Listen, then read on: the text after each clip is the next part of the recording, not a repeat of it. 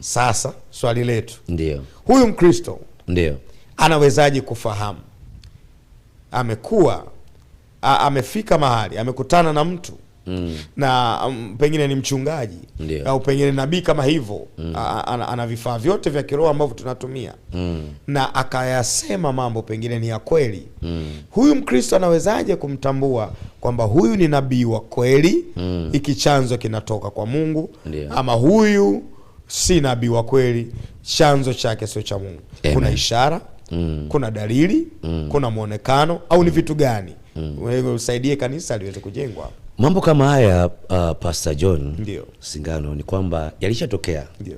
Hakuna jambo jipya chini ya jua, yote yalishatokea. Ndio. Ukiangalia waraka wa kwanza wa Yohana, ndio, sura ya 4 mstari wa kwanza, nasema wapenzi, msiamini kila roho, bali zijaribuni hizo roho kwamba zimetokana na Mungu, kwa sababu manabii wa uongo wengi wametokea duniani. Ndio. Kwa issue iko kwamba mshirika mpendwa lazima azijaribu hizo roho kama zinatokana na Mungu. Atazijaribuje? Huyu hawezi kufunga, mtumishi wa Mungu. Lazima kuna kitu ambacho awe na kiwango gani, pengine utusaidie. Kuna kitu ambacho tunataka tuwafundishe kanisa. Ndio. Ni kwamba watu wa focus kwenye neno la Mungu. Neno la Mungu. Kiwango cha neno la Mungu linafunuliwa ndani yako. Ndio. Ni rahisi ile neno ndani yako kwa sababu neno la Mungu ni taa. Ndio, ni taa inayoangaza.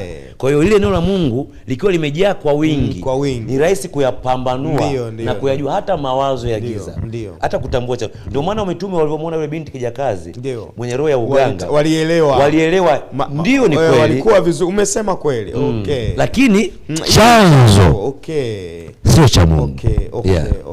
Sasa hapa, mtumishi wa Mungu, na kuambia ukweli kabisa, Wakristo wengi wamekamatwa hapa. Ni kweli. Wanaona vitu vya kweli, lakini viwango vyao vya kiroho viko chini sana. Ni kweli. Kwa hiyo hata wakiona picha za nje, wakati mwingine wanaamini huu ni kweli, na wakati mwingine huwezi kumwambia Mkristo jambo lolote akakuelewa. Wakati mwingine mpaka ugomvi unatokea kwamba watu wengine ni wa Mungu na wamezama, wanalijua neno, wanajua mtu wa Mungu, wanajua chanzo ipo katika viwango hivyo. Kwa pengine kuna mtu wa Mungu anatambua hapana, ile roho haitokani na Mungu. Na wakati mwingine unakutana na kundi kubwa la Wakristo wa leo hawafahamu hivyo, hawaelewi hivyo.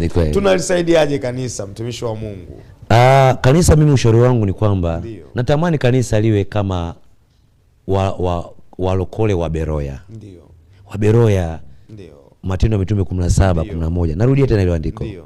Wa Beroya nasema walikuwa wakishafundishwa na mitume, wanarudi nyumbani kuja kuthibitisha haya tunayoambiwa ni ya kweli. Hii unabii ni wa kweli.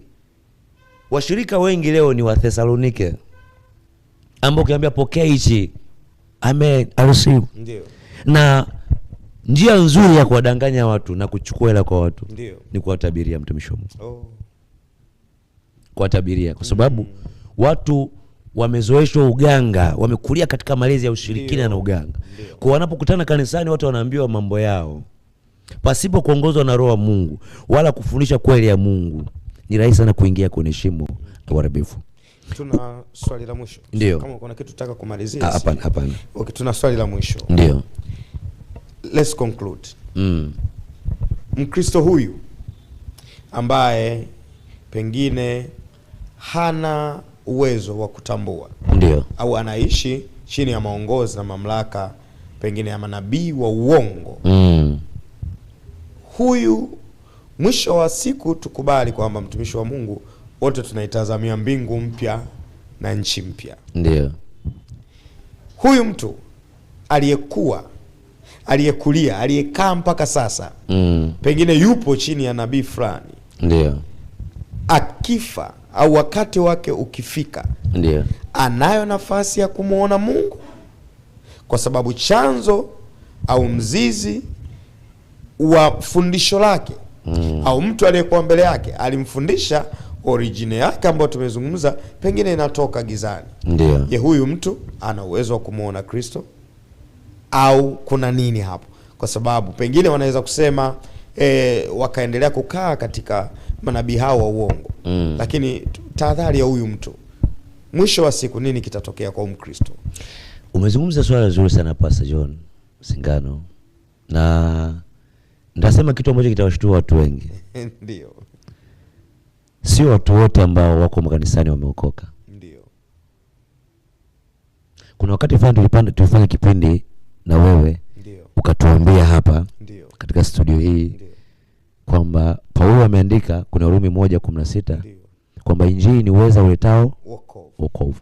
Kwa inategemea yule alienda kanisani.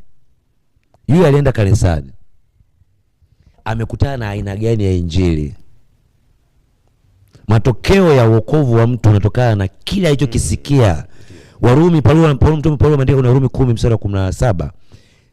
Imani huja kwa kusikia. Chanzo chake ni kusikia neno la Kristo. Kama amesikia kitu kingine, inamaanisha anaweza kaa kanisani miaka 10 hajaokoka. Akijiona yeye ameokoka lakini hajaokoka. Chanzo cha alichosikia ndio kitaamua imani yake, iwe kwa Kristo au iwe kwa vitu. Au iwe kwa watu. Watu wengine leo sasa hivi wapo kanisani ila mioyo yao ipo kwa watu. Ndio. Kwa manabii, kwa makuhani, kwa mitume, kwa walimu. Sio Kristo. Imani yao ipo kwenye vitu. Na Yesu Kristo ushasemaga hapa kuna kipindi fulani nyuma kwamba Yesu Kristo agizo kuu alilosema ni kuwafanya mataifa wanafunzi wa Kristo kwa kuwafundisha habari za nani? Za Kristo. Lakini leo tunafundisha watu hekima zetu.